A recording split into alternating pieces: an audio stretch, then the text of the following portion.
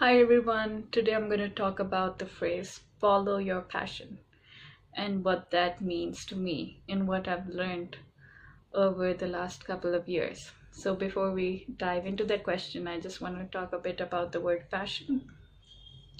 The word passion actually comes from the Latin word pati, which means suffering and endurance.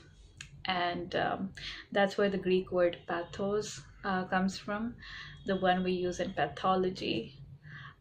Apathy, empathy, sympathy. Um, that's pathy. And then the French, they call it passion, which means that strong desire that can't be controlled, lining on anger. So these are the different roots and the meanings of the word fashion for the past 500, 600, or even 1,000 years ago. And when I graduated, I heard, follow your passion, do what you're passionate about, um, get into something, and you're gonna rule the world with what you do. And when you graduate, you have all sort of these starry-eyed dreams, and you see the world through rose-colored glasses until reality hits you.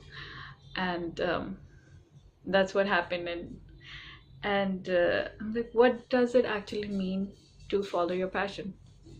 So the number one realization that I had was passion does not mean um, uh, that you get to do the work you love 100% of the time. Any work has its own responsibilities, has its own duties, has certain tasks that need to be done, and um, you can't take that away from the job you're doing. So I've heard teachers say, I love teaching, but I don't like correcting all the papers and reviewing answers.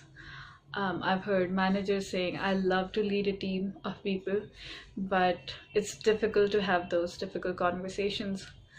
Um, and even no matter what work we do, we have to submit reports and do some of those tasks that really you're not passionate about, but they help you in the work you're doing. So I see it as an iceberg. So some of us may love 10% of our jobs, and 90% is just under the water. Some of us, are lucky, maybe 50-50, 80-20, or whatever ratio that you have in your work. Um, Passion does not mean you neglect all of that or you don't get to do all of that, but because you do all of those responsibilities, you get to work on the things that you're passionate about. So that's the first realization I had. I can be passionate about anything.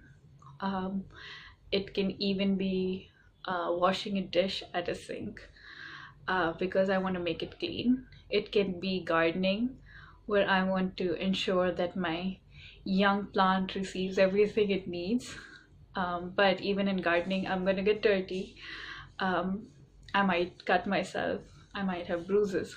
So when you focus on the work that you're passionate about, the other things become secondary. And so there's always something you can be passionate about in your work. The second realization that I've had is I've heard people saying, I don't like anything about my job. And so if we relate that to the iceberg metaphor, then my friend, you're drowning and you have to learn to swim. And it sounds harsh because it seems, hey, your job is not good and it's your responsibility to find passion, but it all boils down to your choices. So sharing from my experience, um, I worked as a researcher, and there are things I did not like about my work, but I learned a lot of skills during that time. I learned how to research, how to connect ideas, how to analyze data, how everything is interconnected in the body. I mean, there are a lot of things that I learned during that period. Then I was in an editing job, and I learned all about English grammar, the serial comma or the Oxford comma, the hyphens, the N dashes, the M dashes, um, crazy English things, and how American English differs from British English. And there are a lot of things that I did learn in that job. Um, and now I'm working as an instructional designer. So when I look back, there are things that have added to my skill set through different roles that are helping me right now, and things that I'm learning right now are going to help me in the future. So even if you're in a job that you don't like, there are always things that you can learn and pick up, and add to your schema and learning. And right now we live in a world where the industry differs from what our parents had. They had a fixed career path, they had fixed professions, they had everything planned out, and we don't, because we are finding that there are jobs that we are prepping for that don't even exist yet. And some companies have also agreed to hire people who don't have certain degrees and certifications. That only goes to show that our career paths aren't fixed. So no matter what job you're doing, you can always learn something from it. There's always something you can be passionate about. And if you don't have that opportunity, then you can always learn something in your free time. Nobody's going to stop you from doing that. Whether it's just 5 minutes every day on learning a new language, or 10 minutes every day knitting a sweater, you can do what you want in your free time. And a lot of and another realization that I've had about being passionate is, um, people can uh, harshly criticize my work. People can give me feedback.